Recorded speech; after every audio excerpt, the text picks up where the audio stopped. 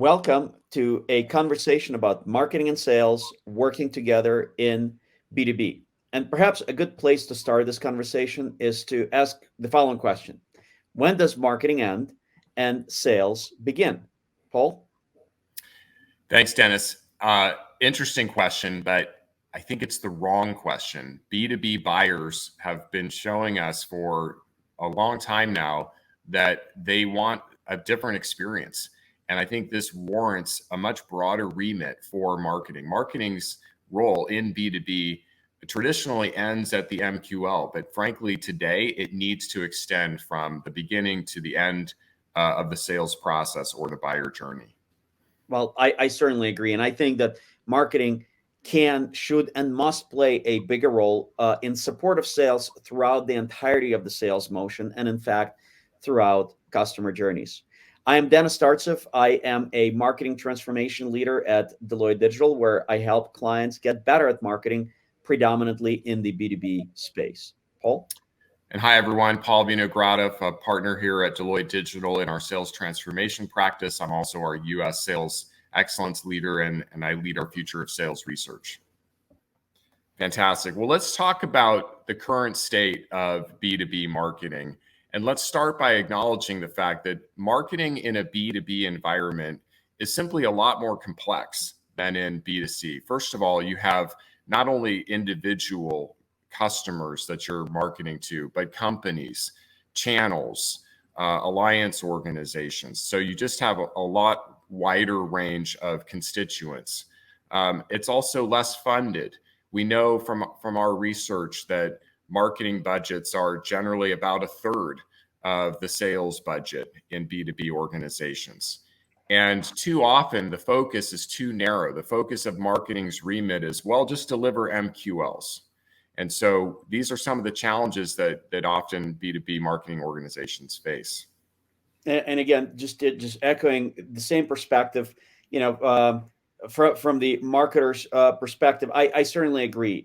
When I think about B2B marketing, it's complex for so many different reasons compared to B2C.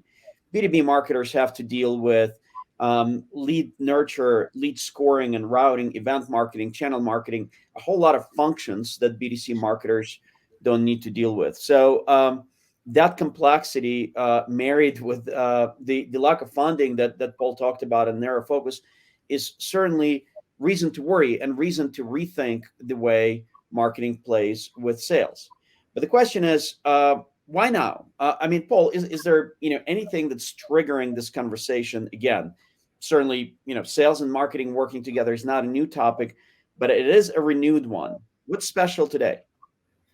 Yeah, well, the research continues to show that, as much as I hate to say this as a sales leader, our B2B customers are working farther and farther in their purchasing process before they want to talk to a salesperson.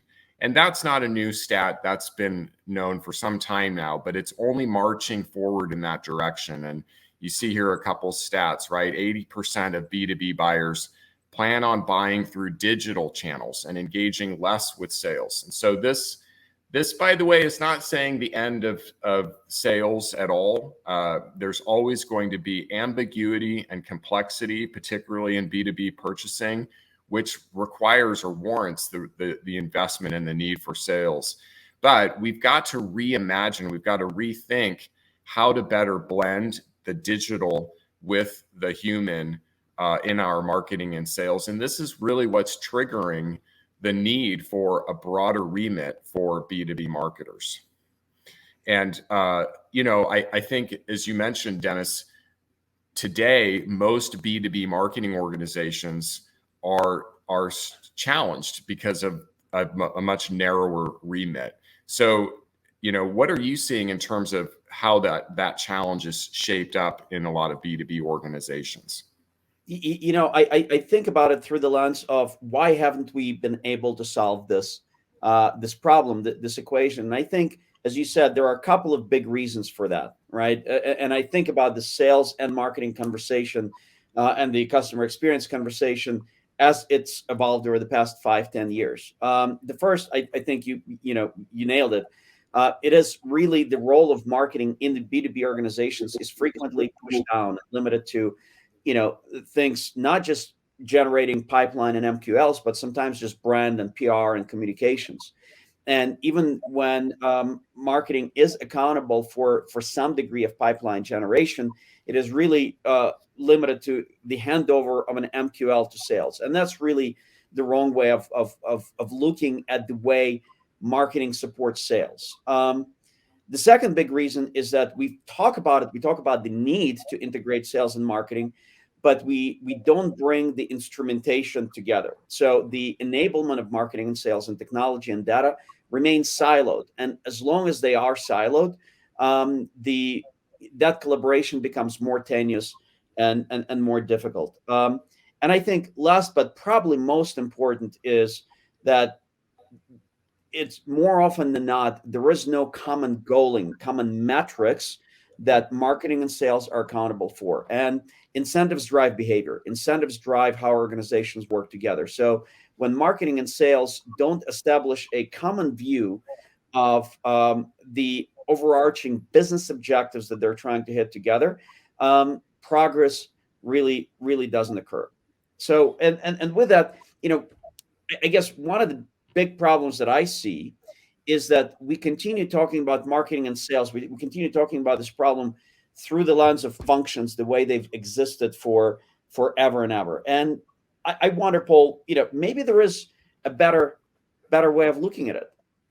Well, I agree, and I think the thought I'm having as you mentioned that is not only have we been operating in this construct of the marketing function and the sales function for decades, if not centuries. There's just this human tendency to think of either or. Well, it's either marketing's job or it's sales's job, and that's it's a simple construct. It makes it a little bit easier to organize, and yet the way that B2B buyers, and we've seen this in B2C as well, the way they want to operate and the experience that they're looking for really is now, especially with the increasing role of digital, requiring less of this either or. Well, it's either marketing's job or it's sales's job, and more of this both and. Well, look, there's a role for marketing to play across the sales cycle, across the buyer journey from end to end. And of course, there's a role for sales to play as well. Now, easier said than done, right? So how do we think about that? And to your point, at the end of the day, what are we going to measure to help drive that sort of accountability, that visibility? And, maybe just to kick off some discussion here, I know there's a lot on this slide, but in a lot of the client work that we've done and had the opportunity to do together, we've worked with our clients to kind of reimagine and rethink the whole buyer journey and the role that marketing and sales can play. But maybe before we go into this, let me just check with you, Dennis, your thoughts on that idea of instead of either marketing or sales, this idea of both and. Easier said than done, of course, because, as you mentioned, B2B marketers oftentimes aren't measured on much more than MQLs and often don't have the budget necessarily to think more broadly. Would you agree with that, or what would you say are some of the other challenges? Yeah, I would certainly agree with that, Paul. And I'm compelled to run into solutioning, but we'll reserve that until just a little later in the conversation. But I agree with the premise, and I think that there is utility to the functions, the capabilities, the skills that exist in marketing and sales. Right? That there's a reason we've organized that way. That said, perhaps the right way of thinking about it, and I think that's a healthy way of thinking about it, is to start looking at the right kinds of underlying functions like demand generation, lead nurture, lead scoring, lead handover, engagement through that nurture, which includes both digital and advertising driven moments, as well as human moments that are frequently driven by sales. So as we think about the buyer's journey and as we think about the selling motion, removing the term marketing and removing the term sales and looking at what the actual interaction engagement points are and the results they produce is really the right way of looking at it. So I couldn't agree with you more. Yeah, that's right. And I love that idea of being able to maybe start with a clean slate and imagine not using the term marketing or sales, um, and looking at the model. In fact, if you don't mind going back for a moment to that other slide, if you look here at the, start with the two ends of this, right? On one end, we have our business goals. We have what is it that we're trying to accomplish in terms of new markets, new segments, new offerings, and of course, new customers, new logos. And then go all the way to the other end. Well, what are the outcomes that we are hoping to accomplish in terms of new customers landing or expanding existing customers? And of course, renewing in instances where we have a services or subscription type based model. And then think about, okay, well, what's the role that the marketing capabilities are best suited to provide? And what are the roles that sales capabilities are best suited to provide across that whole sales process or buyer journey? And that's kind of what we're showing here on the slide is this notion of, well, generally speaking, up front, we have what we might consider a digital engine. Companies have done generally a much better job in automation around lead gen and lead qual. There's been huge investments in marketing automation for the past at least decade plus. But too often in B2B in particular, it stops right there. It stops right after lead gen, maybe lead qual, and it gets kicked over into sales. And then sales says, well, either I don't like this lead, so I'm just going to ignore it, or it's not a great lead because it hasn't been properly nurtured, or so many other things fall down because there's just a cliff right there. But instead, looking at how we have demand gen, we have demand response, and we have a much closer and tighter integration, particularly at that point, between marketing and sales. And then here's the key: marketing continues. There's roles for marketing to continue to play across these different, what you might call selling motions, right? Sales and service motions or selling motions. The challenge is in B2B environments, it's more complex. You have digital sales in many cases. You also have field sales, you have partner sales, you have channel sales. By the way, customer success is in many organizations part of the sales engine. They are at the front seat with the customer, having conversations about what's working, what's not. And so maybe we're not compensating them to sell, but they play a key role in helping identify new opportunities, new leads. Marketing can be enabling that function, just like it's enabling business development. So thinking more broadly from an end-to-end standpoint might help begin the right conversation about a broader role for marketing in B2B. No, I certainly agree, and I think it is recognizing the importance of focusing on those sales motions and customer journeys end to end, and figuring out which functions and which capabilities play a role is how you get there and how you get past that cliff of handover after which no engagement occurs. And to me, another example of the complexity to solve for is initial targeting, right? Looking and leveraging go-to-market strategies and sort of commercial targets to figure out what are the markets, segments, audiences, accounts that both marketing and sales should focus on together. Now, of course, as a person that works with marketers a lot, I get to complain about the lack of funding. And Paul, I think we did a sales focused study not too long ago that highlighted something that's near and dear to my heart: the need to invest a little more in marketing. Do you want to talk about that a little bit? Yeah. So I mentioned we conduct a lot of future of sales research here at Deloitte Digital, and something we do every year is our future of sales study. And as a part of that, we look at organizations and we benchmark their cost of sales their cost of marketing, cost of customer success, which we call cost of go to market, and we compare that to their growth. And the companies that are growing faster than average, but spending less than average on cost of sales or cost of go to market are what we consider the leaders. And in the last year, we've done this for many years now, and the data is pretty consistent, frankly. But what's interesting is the average B2B company, this is from the software industry, spends 3.5 times more on sales than on marketing. Okay, so healthy sales budgets, which it makes sense if you're in a B2B business. It's a fairly high touch sale, especially if it's a complex, enterprise software type sale. So, but still, that means 3.5 times more dollars spent on marketing than on sales. However, the leaders in our study, okay, these are companies that are growing faster than average and spending less overall. Well, they have a different mix. They only have 2.2 times larger sales budgets compared to marketing, which means two things. One, marketing, they're spending more on marketing and they're spending less on sales, and they're able to. And I think this is really reflective of this shift that we're seeing.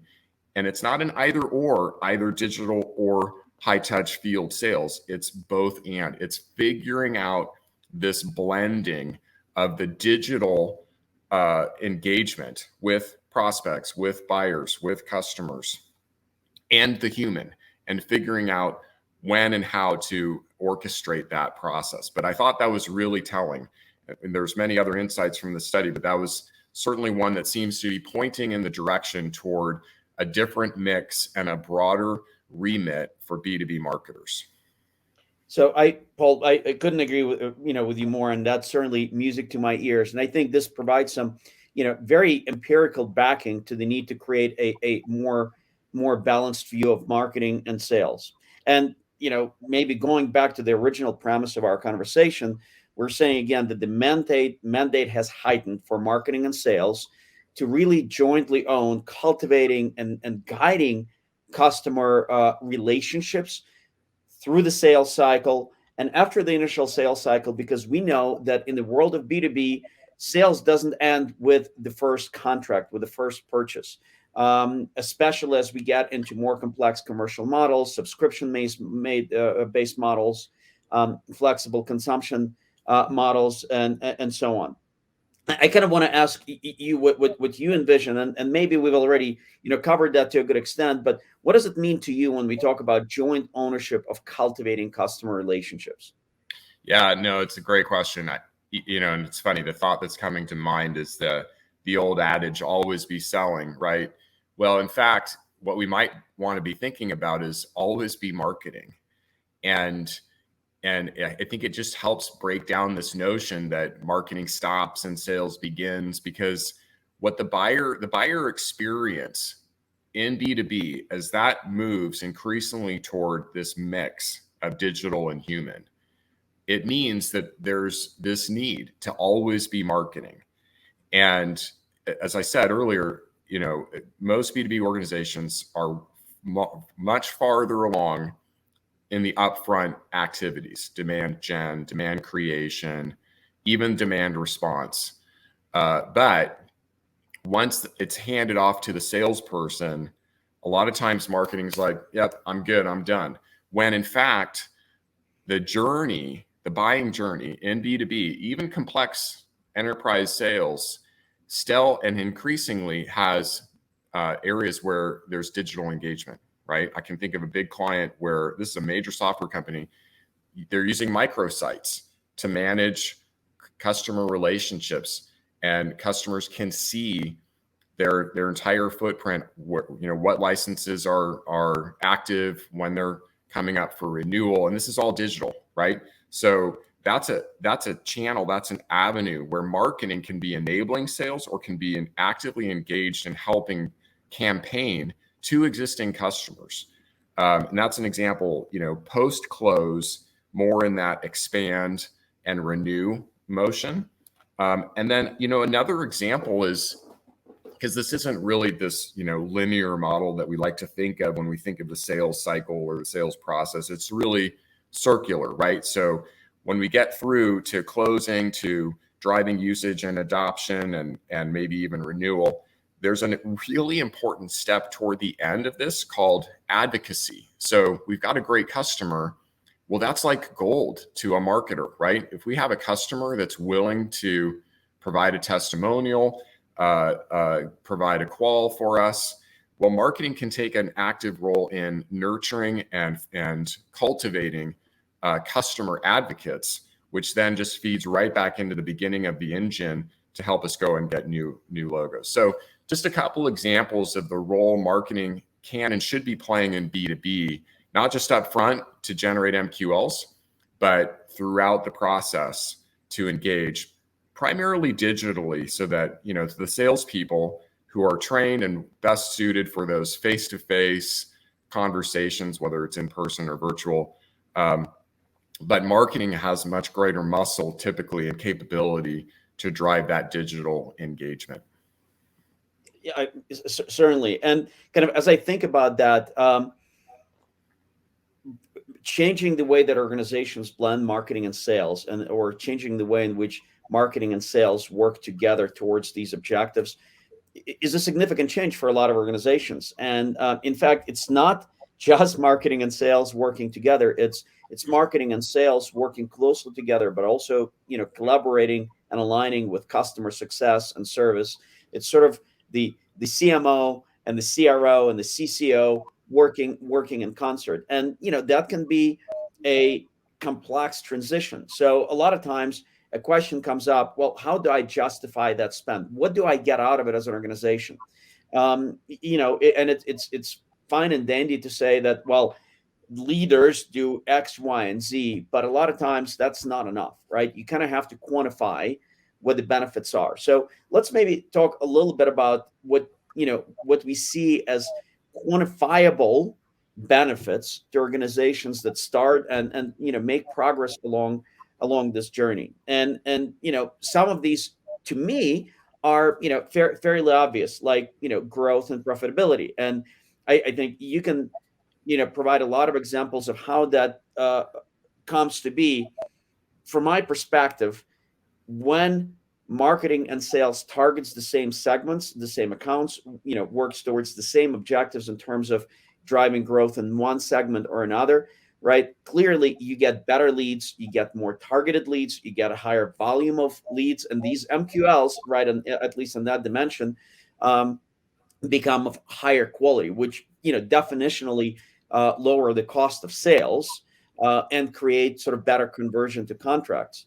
But as importantly to me, that lowering that cost of sales comes with shortening the sales cycles, right? Like in B2B, especially in enterprise grade B2B, you know, frequently we deal with, you know, sales cycles that last 6, 8, 9, 12 months long, right? So anything that can be done to move the conversation forward quicker, right, and allow sales to focus on you know, value add conversations through that cycle is better.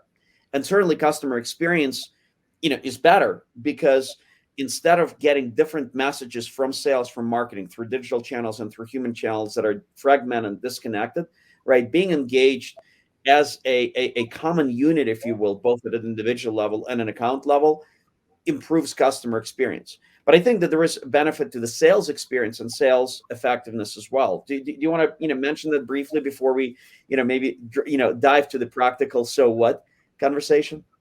Yeah. No, I think there's, you know, as the slide says here, right, everybody wins. When you get this right and you think about a remit for marketing that's really more end to end, and understand too that, you know, sales has to recognize the role that marketing plays, not just at the beginning. So part of this is on CROs, sales leaders, to recognize the increased need for marketing's involvement throughout the journey. And I mentioned a couple examples. So setting up those KPIs, not just MQLs, but advocates, you know, upsell, cross-sell leads, things that are indicative of the role that marketing can play at multiple stages in the journey, is part of maybe the new SLA that we need to establish between marketing and sales. But to your point, think about the experience.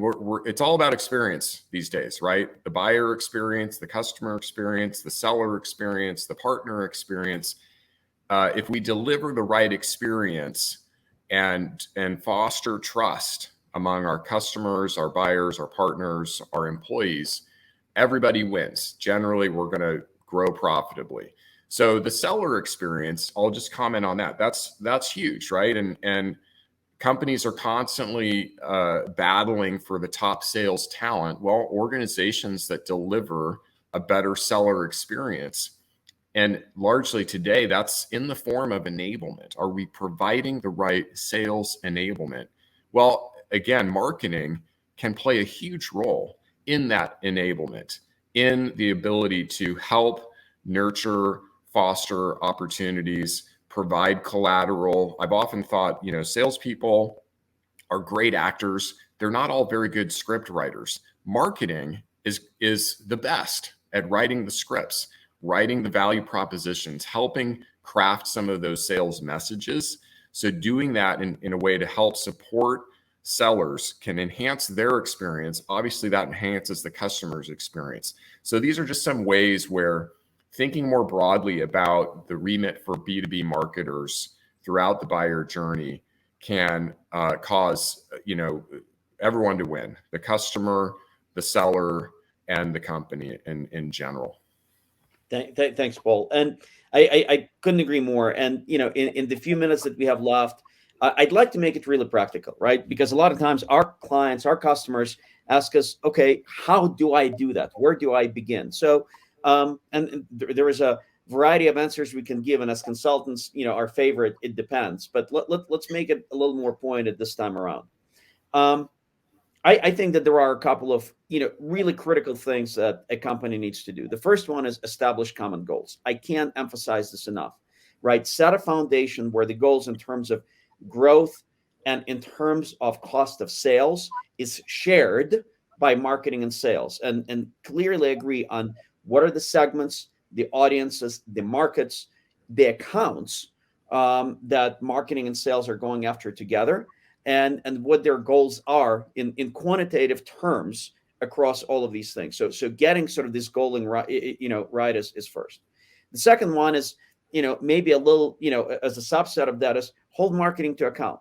As long as if marketing is a function that's viewed as a brand and PR, it's just not going to play that role, right? So elevating and giving marketing a seat at the table, right, in terms of growth and in terms of developing and evolving the business is just as critical, right? And finally, and apropos for the marketing technology conference, is really integrating data and enabling tools together.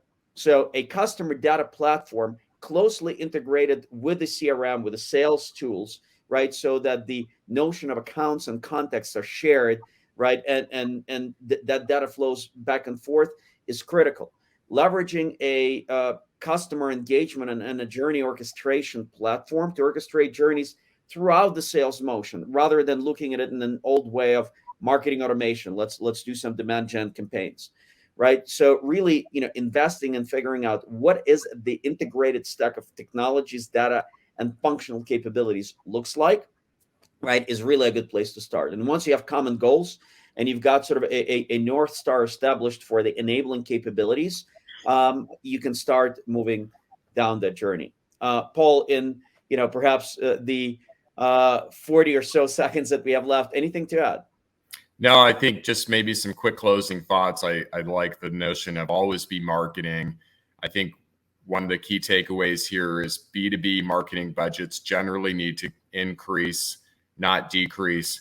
But remember, with more dollars comes more responsibility and more accountability. And that's why that first one here, establishing common goals and thinking at the beginning and at the end, what are the outcomes across the buyer journey, and recognizing that marketing has a big role to play across that journey. And so it needs more budget, but it also will be held accountable to those broader set of KPIs. Awesome. Well, Paul, thanks for a wonderful conversation. And everybody, thanks for tuning in. Thank you for watching. Click the agenda link at the top of your screen to choose your next session.